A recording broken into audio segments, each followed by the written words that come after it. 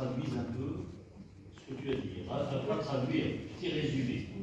Et après, est-ce qu'on sorte Romain? Non, Rien ne me dérange sur le problème. en moderne avec lui. Non, ça me dérange pas.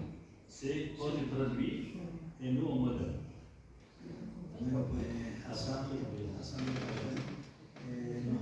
nos ha narrado lo que es la historia del movimiento Hamasí de los últimos años, en el último siglo, a partir de los años 70, donde en Marruecos y también en la Kabylia, en Argelia, se han comenzado a pedir, a solicitar los derechos de los Hamasí. Entonces, él nos ha hablado como desde los años 70 en Marruecos se ha tenido una tendencia sutil, estratégica, mientras que en Argelia la Kabylia ha sido más combatiente en ese sentido y se ha mostrado más feroz, por así decirlo. Mientras en Marruecos se ha ido dando pasos lentos, creando situaciones en las cuales se comienza en los años 70 por pedir los derechos a la lengua, ¿vale? Pero que lentamente al Estado no le interesa. Eso va a generar que el mundo radical árabe, el fundamentalismo, vaya creciendo también a la par. Había algo que de alguna manera molestaba a los estados y a finales ya de los 70, en el 79 me parece, ya comienzan a aparecer movimientos en las propias universidades, ¿vale? Comienzan a aparecer jóvenes que comienzan a pedir, a solicitar públicamente que se tenga en cuenta a la cultura Hamasí. Esto sigue generando silencio. En el 91 se crea cartas, se mandan cartas al rey Hassan para solicitar precisamente eso, que se reconozcan estos derechos. No se responde en absoluto. En el año 93 se decide ir a la conferencia de Viena con la UNESCO y ahí ya se representa no solo a la situación marroquí, sino que lleva consigo todas las demandas de todas las asociaciones, de todos los pueblos del norte de África. Se habla de la Tamasra en general y en esos momentos se ve que varios estados se sienten molestos con esta situación. Sin embargo, desde entonces es el comienzo real para que tanto desde un lado más sutil como desde el otro se tenga en cuenta y vaya cambiando poquito a poco hasta convertirse en lo que va a terminar siendo el Congreso Mundial Hamasí. Alors, Hassan, non, tu vas continuer un peu, parce que tu nous as parlé d'avant.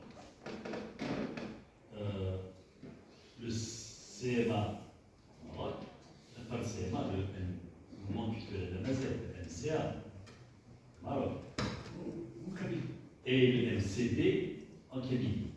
Maintenant, on n'a pas beaucoup de temps, c'est vrai, hein. Tu as interdit ça, mais tu es très sûr. J'aimerais, pour l'histoire aussi, pour cet événement, que tu nous dises quelque chose sur le CMA. Ce matin, tu as parlé du CMA, de son histoire, de sa création. Mais, ton point de vue, pour l'avenir, comment tu vois le CMA? Bien, pour l'avenir, comme je l'avais déjà dit ce matin. Nada, Lucille le pregunta que bueno, esto ha sido el pasado, lo que es la historia de cómo se ha ido encadenando uno tras otro hasta llegar a lo que es hoy. Y Lucille lo que quiere saber, cómo ve Hassan Belkacem lo que es el futuro, qué futuro nos queda a los Hamasí.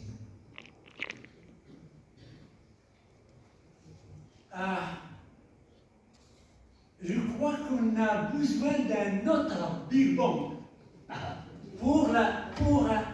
oui, un autre Big Bang. Ça veut dire, on a besoin, peut-être, d'avoir une organisation qui peut inviter des gens à des associations, des associations, même les petites associations, tout le monde pour faire une stratégie, parce que avec la naissance du mouvement culturel amazigh en Kabylie et le mouvement culturel amazigh au Maroc,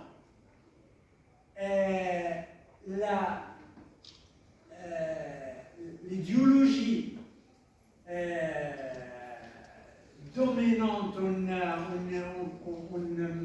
a géré au Maroc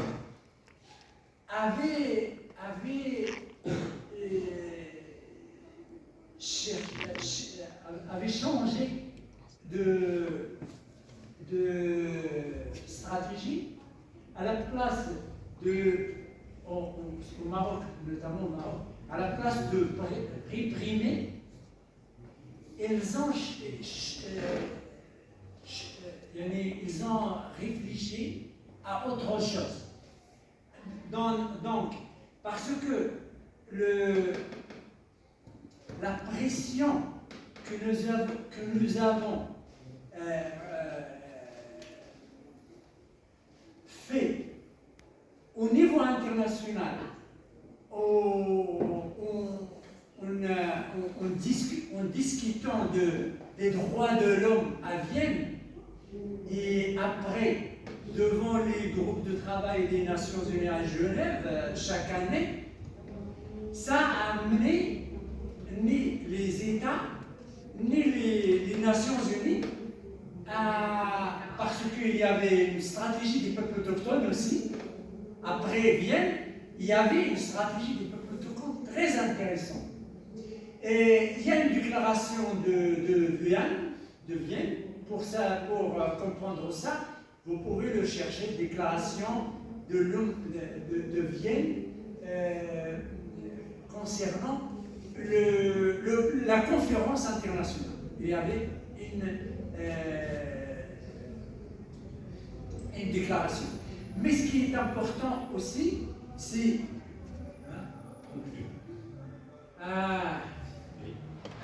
avec oui. S'il te plaît. Non, tu peux. Je vais. Parce qu'on va nous mettre à la porte. Non, on va nous mettre à la porte. On doit quitter la salle à 8 heures. Et le technicien va partir.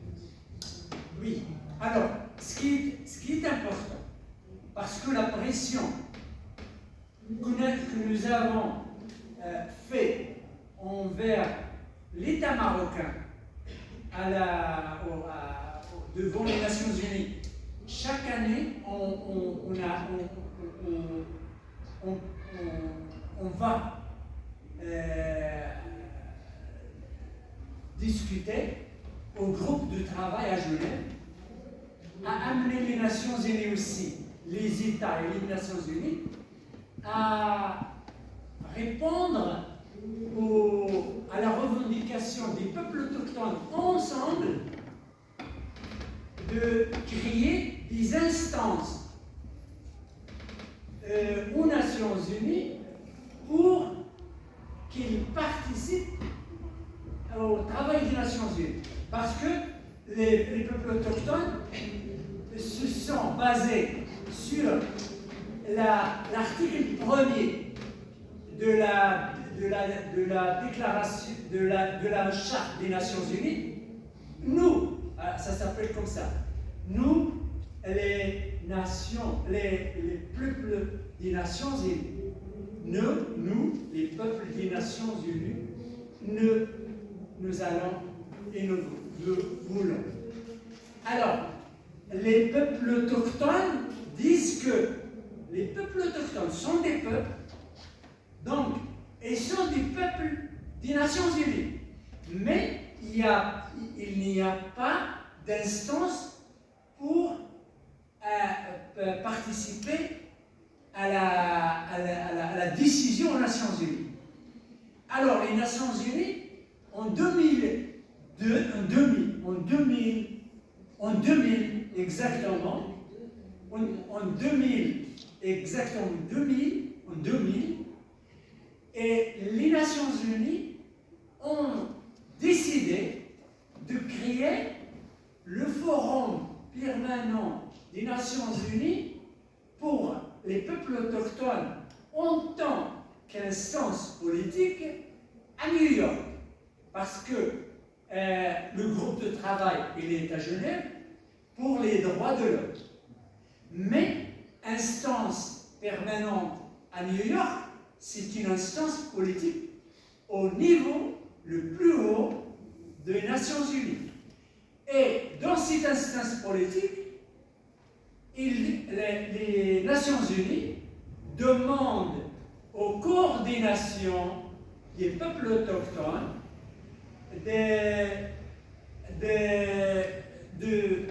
d'élire leurs représentants.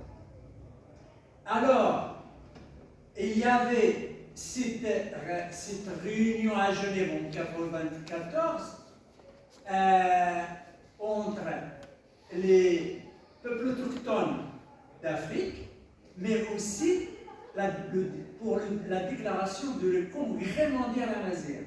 Les deux en même temps, et on s'est réunis et on a créé on a signé la déclaration de Genève pour la création d'un Congrès mondial amazigh. Avec le peuple autochtone d'Afrique, on a créé une autre institution qui s'appelle United Nations African Indigenous Population. AIPAC. Le comité de coordination des peuples autochtones d'Afrique. Oui, alors, il y avait deux groupes de Maasai pour les élections. C'est eux qui décident, parce que nous, les Berbères, les autres peuples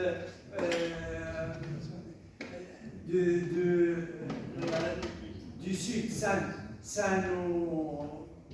les Touaregs, la majorité, c'est les Maasai. Alors, les Maasai, si on vote, c'est eux qui décident le président. Alors, on attend les Maasai, la réunion des Maasai. Il y avait deux groupes.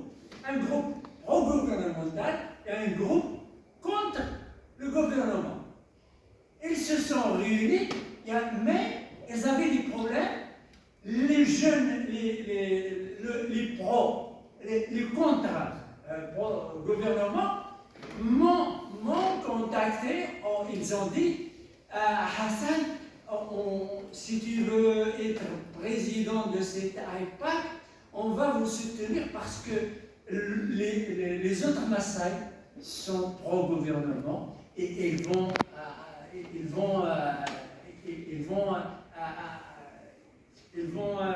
prendre la présidence. Et j'ai accepté. On a discuté ensemble et les Maasai votaient pour moi et je suis devenu le président, le secrétaire général des peuples autochtones d'Afrique. Et en décembre, on est invité par les Nations Unies à New York pour chaque région doit envoyer son représentant pour faire un discours sur les droits des peuples autochtones de son région. Alors j'étais la personne qui a été élue et je suis parti aux Nations Unies pour faire un discours sur les droits des peuples autochtones des Nations Unies à New York, comme les autres régions. Et il y avait avec moi dans la salle les jeunes Kabyles de Association culturelle d'Amérique, parce que Moloud Lounaoussi, quand il sait que je vais partir représenter les Amazirs, les Africains, elle m'a dit, Hassan, je vais contacter l'association culturelle américaine pour toi. Ah, et après, il m'a informé que Hassan, tu n'as pas besoin de réserver un hôtel aux États-Unis. Vous avez une maison de l'association culturelle américaine là-bas. Hassan. Oui. Alors, Quelle année? c'est quelle année? C'est la même année de la création de Douarnenez, 94. C'est exactement en décembre. Et j'avais fait un discours sur les droits des peuples. Encore une minute. Pour finir. Alors, attends. Parce que ça, c'est le début des acquis pour la maison. C'est ça, mais le début des acquis pour les peuples autochtones, parce que les peuples autochtones ont l'instance permanente, après. Ils ont l'instance permanente. Il y avait le groupe de travail qui devenait l'instance permanente. Non, c'est pas devenu. Le mécanisme externe au niveau de Genève. Voilà, ça. Mais le groupe de travail, jusqu'aujourd'hui, elle est toujours là. Mais le nom, c'est le mécanisme des droits de l'homme. Voilà. Alors, c'est intéressant. L'association, les associations, ou bien le congrès, doit assister à ces deux instances, parce que, par exemple, avant, j'étais élu par l'Afrique pour 2 mandats, de 2005 à 2010, et après, Tinhinan, Myriam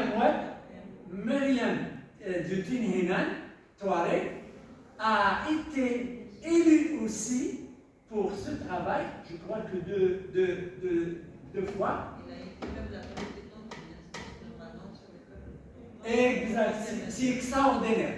Et la dernière qui a été élue, c'est Amina Amhash, de l'association à Ezoranf de Moyen Atlas. Oui, c'est très intéressant.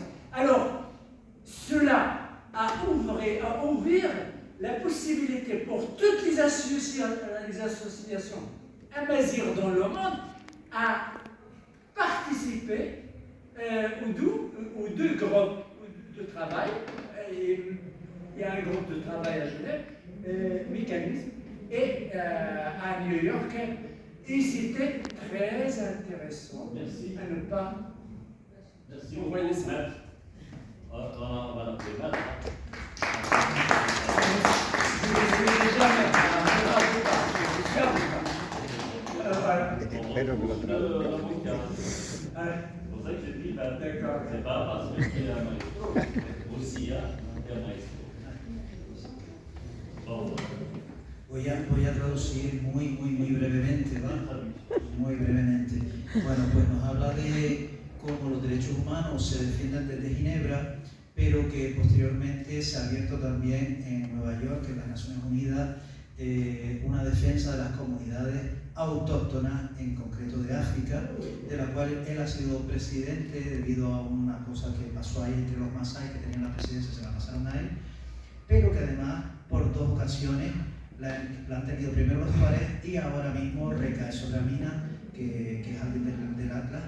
Así que hay que luchar, hay que tener un nuevo Big Bang para que de alguna manera, tanto en un foro como en el otro, los derechos humanos y también los de las comunidades se vean reforzados y que todos podamos participar y tener instituciones que realmente nos defiendan, porque si no, no tendríamos nada absolutamente para llegar a Naciones Unidas. Bien.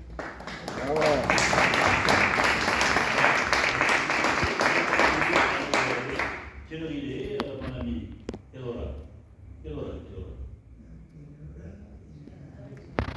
On a 10 minutes, 5 minutes pour finir. 5 minutes pour finir. Merci, Hassan. Parce que ce matin déjà, nous a éclairé sur la naissance du CMA. En fait, on arrive presque à la naissance du CMA, maintenant. Mais on a eu déjà des documents. Douarnenez et évidemment, il faudrait que tu écrives un livre. Un livre. Ou 2. Un livre ou 2. Je laisse continuer à me donner la parole, éventuellement, parce que c'est prévu. Voilà, donc c'est prévu, je ne vais pas refaire, bon, il est prévu une prise de parole des fondateurs du CMA. Tu donnes la parole à la salle. À la salle? Non, À la salle. Ah oui? Ce qui est prévu, c'est pareil, c'est pas prévu un débat. Oui, parce que toi, tu as pris beaucoup la parole. Et la parole, C'est toi le président. non, je pense qu'on n'est pas nombreux, on peut discuter après.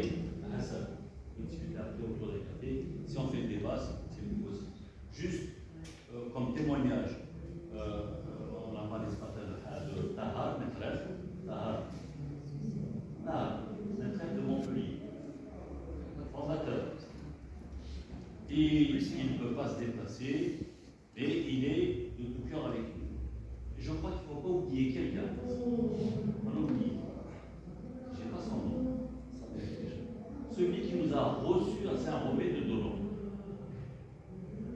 Parce qu'après Douarnenez, 94, où j'étais à Douarnenez, on a décidé, puis un an après, d'un pré-congrès. Pré-congrès, 95.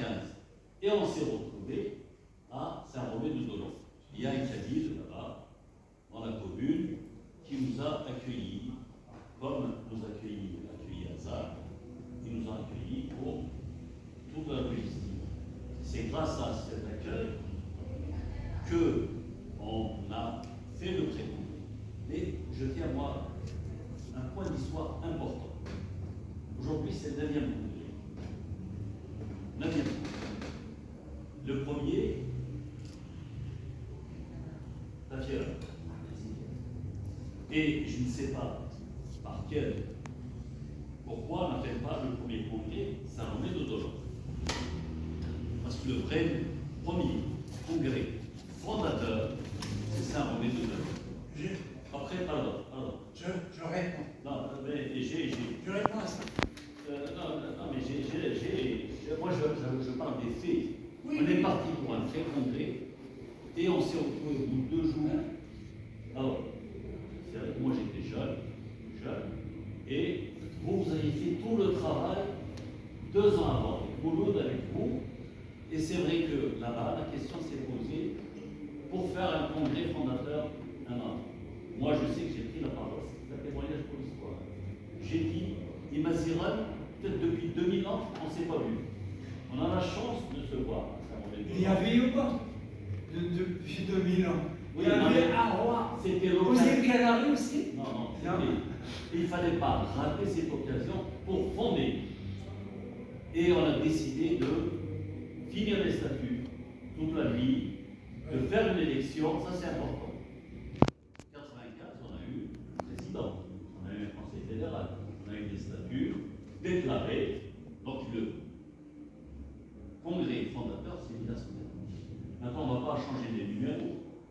faudra qu'on parle dorénavant, pour être fidèle à l'histoire, du congrès fondateur de Saint-Romuald-de-Dolon, ne pas oublier Saint-Romuald-de-Dolon, tous ceux qui l'ont préparé, et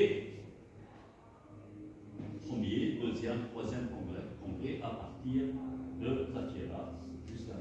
Mais il ne faut pas oublier l'acte fondateur que vous avez préparé, vous. Alors, c'est important parce que l'idée d'avoir un congrès, au début, on a dit c'est une préparation, très congrès, c'est une préparation qui sera des discussions pour amener à la création. Mais quand on avait, ici au Maroc, à Tamaïlut, on avait présenté les statuts sur la base fédéralisme. C'est comme à Tamaïlut exactement, comme ça, sur la base fédéralisme. Et on a dit que c'est très important de faire un congrès préparatif. Mais quand on a réfléchi entre nous ici, entre nous au Maroc, on a dit que c'est très important de penser à une autre chose.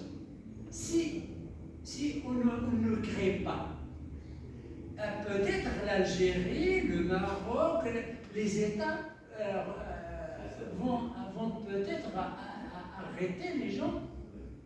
Alors, on a dit, la première des choses, il faut, à la place de congrès préparatif, créer exactement un congrès. Tout va bien entrer. Non, un congrès, on doit créer. On doit créer. Si on ne le crée pas, on n'aura pas peut-être la possibilité de sortir ailleurs. C'est à cause de ça, cette idée, c'est à cause de ça. Et voilà. C'est pour pas faciliter. Petit résumé.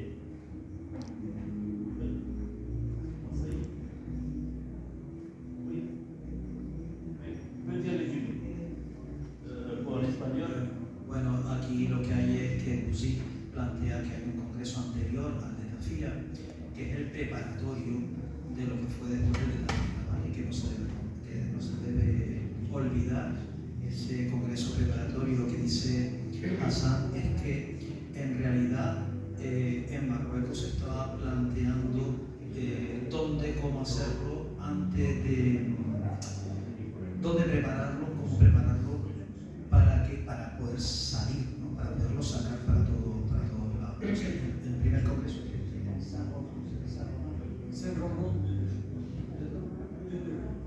Saint-Romuald de Dolon, c'est peut-être le premier congrès, mais pas c'est préparatif, ¿no? Non. Est-ce que vous avez peur qu'il n'y aura pas une... Sí, había miedo a perder, a que no hubiera más congresos, entonces realmente fue el primer congreso que no se colocó de esa forma, ¿vale? Pero sí, que se tiene en cuenta.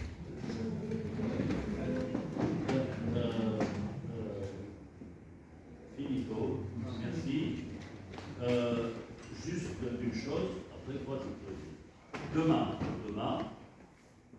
le congrès continue. Donc demain, ce qui est prévu, c'est à partir de 9h. Non, demain, à partir de 9h, table ronde ici. Table ronde. ¿Verdad?